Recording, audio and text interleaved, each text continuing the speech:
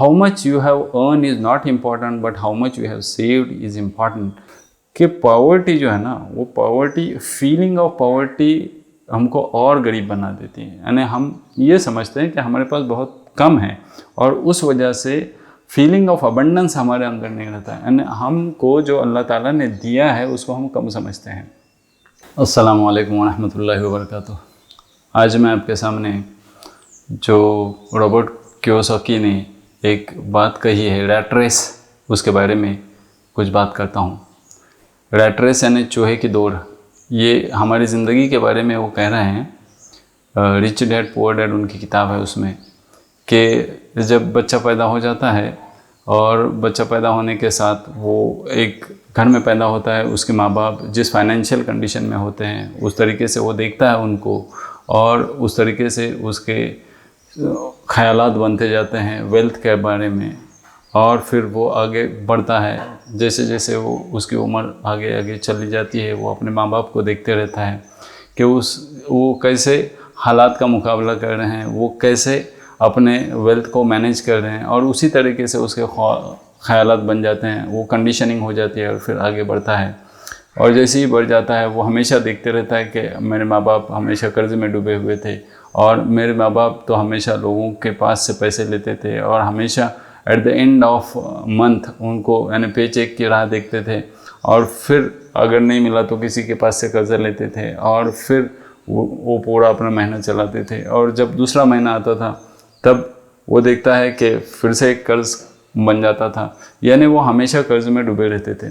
तो प्रॉब्लम यहाँ पे ये आ रहा है कि एक सेंटेंस ध्यान में रखो कि पॉवर्टी जो है ना, वो पॉवर्टी, फीलिंग ऑफ पॉवर्टी हमको और गरीब बना देती है। यानी हम ये समझते हैं कि हमारे पास बहुत कम है और उस वजह से फीलिंग ऑफ अबंडेंस हमारे अंदर नहीं रहता है। यानी हमको जो अल्लाह ताला ने दिया है उसको हम कम समझते हैं और जो है उसको हम मैनेज नहीं कर लेते, जिसमें जितना मैनेज जैसा करना चाहिए वैसा हम नहीं करते, क्योंकि हमारे पास फाइनेंशियल एजुकेशन नहीं रहता। उसकी वजह से हम पीछे रह जाते हैं।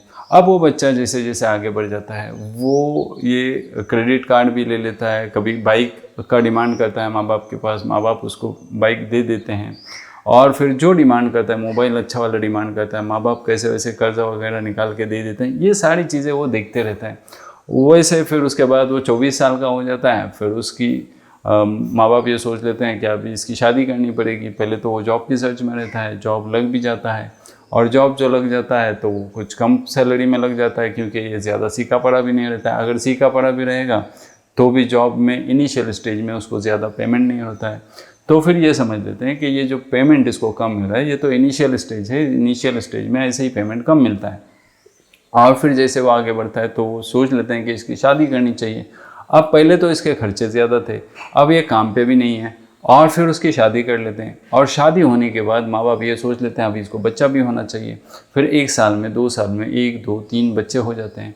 ये फिर जॉब में लग जाता है। जॉब में लग जाने के बाद ये देखता है कि अभी मेरे को ज़्यादा प्रेफरेंस वो अपने बच्चे को देना चाहिए, बच्चे के एजुकेशन पे देना चाहिए, बच्चे के जो रिक्वायरमेंट है उसके ऊपर देना चाहिए। फिर वो जो अपना खर्चा रहता है उसमें से वो बच्चे के रिक्वायरमेंट्स, बच्चे के एजुकेशन के लिए पैसे निकालता है, और फिर बाकी बाद में उसके पास जो बचता है वो कुछ भी नहीं रहता है। वो भी फिर वैसे ही अपने माँ बाप के जैसा पेचेक की राह देखते रहता है। और फिर ये इसमें हम लोग ट्रैप हो जाते हैं। इसको रैट रेस कहा गया है। यानी 35-40 साल का होने के बावजूद भी उसके पास ज़्यादा सेविंग कुछ नहीं रहता है, क्योंकि जो आमदनी आ जाती है वो सब पूरी खर्चा हो जाती है। ये वो उनका कहना है कि आदमी हार्डवर्क करता है, हार्डवर्क करके कुछ पैसे कमा लेता है, और फिर कुछ पैसे कमा लेने के बाद पहले ही वो प्लानिंग कर लेता है कि मैं ये पैसे कमाने के बाद ये कुछ खरीदूंगा, और फिर वो ख़रीदने के बाद थोड़ी देर के लिए हैप्पी महसूस करता है, फिर उसके पैसे ख़त्म हो जाते हैं, फिर उसको हार्डवर्क करना पड़ता है, और ये ट्रैप में हमेशा वो रहता है। और फिर कुछ थोड़ा सा बड़ा हो जाने के बाद कहीं तो सेविंग कर लेता है, बैंक में सेविंग कर लेता है, वहाँ पे 4-5-6% मिल जाता है उसको, और या तो फिर म्यूचुअल फंड में सेविंग कर लेता है, मगर कभी ये नहीं सोचता कि मुझे सेविंग ज़्यादा से ज़्यादा करनी चाहिए। How much you have earn is not important but how much you have saved is important, ये हमेशा याद रखो। और दूसरा ये कि जो ये पुअर ख़ानदान से रहते हैं, मिडिल क्लास फैमिली से रहते हैं लोग, आज मैं ये कहता हूँ आपको, जो मिडिल क्लास है और जो पुअर क्लास है वो लोग अपनी कंडीशन को क्यों नहीं सुधर सकते। वो इसलिए नहीं सुधर सकते क्योंकि उनके ख़यालात, उनके एक्शंस, उनके बिहेवियर उस तरीके से होते हैं। यानी वो ये सोचते हैं कि आज का दिन चल रहा है ना, बस कट रही है ना, बस कट रही है, वो अगली फ़िक्र नहीं करते हैं। एक रोनाल्ड रीड नाम का एक अमेरिकन फिलानथ्रोपिस्ट था, वो तो बेचारा स्वीपिंग करता था और बेडिंग करता था और झाड़ू लगाता था और वो तकरीबन उसकी 34 से 40 साल तक वो झाड़ू लगाने में और लकड़ियाँ काटने में उसकी ज़िंदगी बसर हो गई। मगर उसने कुछ ऐसा करके दिखाया, उसने इतना सेव किया कि वो मरते टाइम उसके पास $8 मिलियन थे। क्या ये कम रुपया है जो एक स्वीपर भी कर सकता है? वो इसलिए कर सकता है, या हम भी कर सकते हैं उसको, मगर क्या होना चाहिए? फाइनेंशियल प्लानिंग होना चाहिए, अगर फाइनेंशियल इंटेलिजेंस होना चाहिए। हम लोग जो स्कूल हमें सिखाती है ना, वो हार्डवर्क कैसे करने का, अर्न कैसे करने का, जो हमारे पेरेंट्स हमको सिखाते हैं ना कि बच्चे तू ज़्यादा से ज़्यादा मार्क्स लेके आ, उसका बेटा देख कितने मार्क्स लेके आया, तू भी ज़्यादा 90%, 80%, 90% उससे ज़्यादा मार्क्स लेके आ। तो और ये समझते हैं कि बच्चा ग्रेजुएट हो गया, ज़्यादा मार्क्स लेके आ गया, अब उसकी ज़िंदगी शानदार हो जाएगी, उसको पेमेंट भी अच्छा रहेगा। मगर उसको ये नहीं सिखाते कि बेटे ये सब करने के साथ साथ तेरे को फाइनेंशियल लर्निंग, यानी हमारे वेल्थ को कैसा मैनेज करना चाहिए, ये नहीं सिखाते। तो सबसे इम्पोर्टेंट ये है कि हमें हमारे बच्चों को वो सिखाना चाहिए। जैसे ही उनका एजुकेशन ख़त्म हो जाए या जैसे वो एजुकेटेड होते रहें, बढ़ते रहें, तो उस वक्त हमको उनको फाइनेंशियल एजुकेशन देना बहुत ज़रूरी है कि हम जैसा कर रहे हैं वैसा नहीं, मगर एक्चुअल फाइनेंशियल इंटेलिजेंस क्या होता है, एक्चुअल फाइनेंशियल मैनेजमेंट क्या होता है, ये हमको सिखाना बहुत ज़रूरी है। मैं इंशाल्लाह अभी स्टडी कर रहा हूँ, मैं तो मैनेजमेंट का स्टूडेंट नहीं हूँ, मगर जो कुछ मुझे समझेगा, मैं जो समझने की कोशिश कर रहा हूँ, मैं आप तक को इंशाल्लाह पहुँचाऊँगा। अब ये जो ट्रैप है ना, रैट रेस, इससे बाहर निकलने का एक ही तरीका है, अपने आप पर गौर करो, यानी सेल्फ रिव्यू करो अपने आप का कि मैं कितना कमा रहा हूँ और मैं कितना गंवा रहा हूँ, मेरे एक्सपेंसेस कितने हैं और मेरे सेविंग कितने हैं। जैसे कि इससे पहले वाले वीडियो में मैं बताया था कि एटलीस्ट 10% आपका सेविंग होना ही चाहिए, और या तो 30% तक आपका सेविंग होना चाहिए। उस तरीके से वो वीडियो भी देख लो, और इसके आगे भी मैं आपको कुछ बातें फाइनेंस के बारे में बताऊंगा, और हो सकता है उससे आपकी ज़िंदगी इम्प्रूव हो जाए। और इंशाल्लाह मैं भी ये चाहता हूँ कि मेरी ज़िंदगी भी इम्प्रूव हो जाए।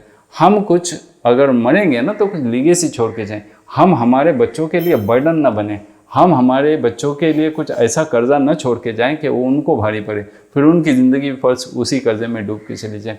हम कर्जा लेने से डरो भाई, कर्जा ज़्यादा लेना नहीं चाहिए। आदमी जब कर्जा लेता है ना, जब आदमी बड़ा होता है तो पहला, यानी जब एजुकेशन हो जाता है, थोड़ी सैलरी आ जाती है, तो पहला आदमी क्या सोचता है कि पहले हमें कार चाहिए, फिर बंगला चाहिए, और फिर कार और बंगला लेने के लिए वो कर्जा ले लेता है, और फिर वो कर्जा लेने के बाद में उसी वो ट्रैप में आ जाता है कि कर्जे का पेमेंट करना है, रीपेमेंट करना है। अब वो उसको सैलरी है समझो 30,000, उसमें से उसका जा रहा है 15-20,000 उसका जो प्रीमियम है उसमें जा रहा है, तो उसके पास बचा कितना है, और वो कैसे मैनेज कर सकता है, वो कैसे सेव कर सकता है। इसलिए पहले इम्पॉर्टेंट ये नहीं है कि तुम पहले घर खरीद लो या कार खरीद लो, मगर पहले इम्पॉर्टेंट ये है कि इस पे ध्यान दो कि पहले सेविंग कितना कर रहे हो, ये ज़्यादा इम्पॉर्टेंट है। और हमारा फाइनेंशियल कंडीशन ये बैंक में पैसे रख के नहीं सुधरने वाला है। हमारा financial condition different investment strategies रहते हैं, उसमें इन्वेस्ट करके सुधरने का। क्योंकि अगर हम देखेंगे ना तो फाइनेंशियल कंडीशन सुधारने के लिए हम सोचते हैं कि एफडी कर लेंगे, इंटरेस्ट मिलेगा 5% इंटरेस्ट मिलेगा। अब इन्फ्लेशन रेट ही 5% चल रहा है, यानी आप अगर 100 रुपये का एफडी कर ले तो 1000 रुपये का एफडी कर ले तो 5% वहाँ पे मिलता है। आज अगर आप 100 रुपये का कुछ यानी 1000 रुपये का कुछ खरीदी करना चाहते हो, वो रुक के आपने एफडी कर लिया 5% पे, तो वो चीज़ आगे अगले साल में 5% नहीं 8% से बढ़ जाती है, तो फिर आप वो उस वक्त भी खरीद नहीं पाओगे। इसलिए बैंक के चक्कर में मत पड़ो, और वो तो सूद हो जाता है, तो उससे बचो। इससे बेहतर है कि रियल इस्टेट इन्वेस्टमेंट करो, गोल्ड इन्वेस्टमेंट करो, म्यूचुअल फंड इन्वेस्टमेंट करो, इंडेक्स फंड इन्वेस्टमेंट करो। इससे बेहतर है कि तुम स्टॉक में इन्वेस्ट करो। ये डिफरेंट तरीके हैं जिस पे हम इन्वेस्ट कर सकते हैं और उससे बहुत अच्छा फ़ायदा हासिल कर सकते हैं। व आखिर दावाना अनिल हम्दुलिल्लाहि रब्बिल आलमीन।